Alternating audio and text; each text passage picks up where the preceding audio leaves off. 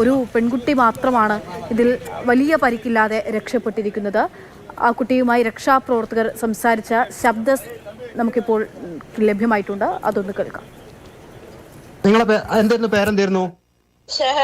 ഷഹദീന്. ഉപ്പാന്റെ പേരോ? ശംസുദ്ദീന്. വീട്ടുപേര്? കളത്തിങ്ങല്. നിങ്ങൾ പാങ്ങിലാണോ അതെ ഓരോടലാണോ? പള്ളിപ്പറമ്പ് കുറുവ ഗ്രാമപഞ്ചായത്ത്. ആ ഓക്കെ. പിന്നെ ഇവിടുന്ന് ഇപ്പൊ ആളുകളോട് വരുന്നുണ്ട്, പേടിക്കണ്ട കേട്ടോ, പേടിക്കണ്ട. നിങ്ങൾ എത്ര ആളാണ് വണ്ടിയിലുണ്ടായിരുന്നത്? 13 പേരെന്നെ ഉള്ളൂ, കൂടുതലില്ലല്ലോ? 13. പിന്നെ മറ്റേ ഡ്രൈവറിന് വഴി കൂട്ടിയിട്ട് 14 പേരെന്നെ ഉള്ളല്ലോ, വേറെ കൂടുതലില്ലല്ലോ? കുട്ടികളൊന്നും വേറെ ഉണ്ടായിട്ടില്ലല്ലോ? വേറെ കുട്ടികളുണ്ടാക്കിയ 3 കുട്ടികൾ എല്ലാരും കൂടി കൂട്ടിയിട്ടാണ് നിങ്ങൾ 14 പേര് എന്ന് പറഞ്ഞത്, ഡ്രൈവർ അടക്കല്ലേ? ആയിക്കോട്ടെ, ഞാൻ പേടിക്കണ്ട കേട്ടോ. അവിടെ നമ്മളെ ആളുകളുണ്ട്, അവരവിടെ വേണ്ട ഹെൽപ്പുകൾ ചെയ്തിട്ട് ഞാൻ വിളിച്ച് സംസാരിച്ചോളാം.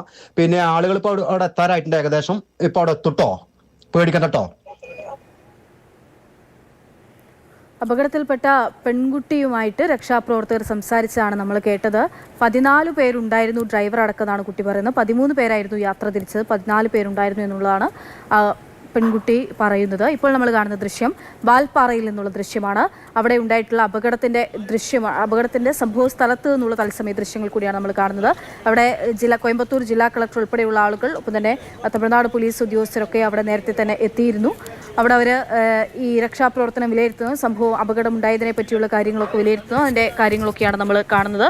ഒപ്പം അവിടെ നിന്നും മൃതദേഹം പുറത്തേക്ക് എടുക്കുകയായിരുന്നു ഏറ്റവും ശ്രമകരമായിട്ടുള്ള കാര്യം. അതും ഏറെ പ്രയാസകരമായിട്ടാണ്. അവിടെ നിന്ന് കൊക്കയിലേക്കാണ് മറിഞ്ഞു വീണത്. അവിടെ നിന്ന് മൃതദേഹം എടുത്തുൾപ്പെടെയുള്ള കാര്യങ്ങൾ നമുക്ക് ഇപ്പുറത്തെ ബോക്സിലായി ഇപ്പോൾ പൊള്ളാച്ചി ആശുപത്രിയിലേക്ക് എത്തിക്കുന്ന ദൃശ്യങ്ങളും ഇപ്പുറത്ത് ആ സംഘാംഗങ്ങളെയാണ് നമ്മൾ കാണുന്നത്. സ്കൂൾ വാനിൻ്റെ ഡ്രൈവർ, ഒപ്പം തന്നെ അധ്യാപകർ, അവിടെ ഉണ്ടായിരുന്ന സ്കൂളിലെ സ്റ്റാഫ്, സാജിദ, ഇത്രയും പേരായിരുന്നു യാത്ര തിരിച്ചത്. ഒപ്പം തന്നെ ഇവരിൽ കുട്ടികളും ഉണ്ടായിരുന്നു. ഇവരായിരുന്നു യാത്രയ്ക്കായി പോയത്.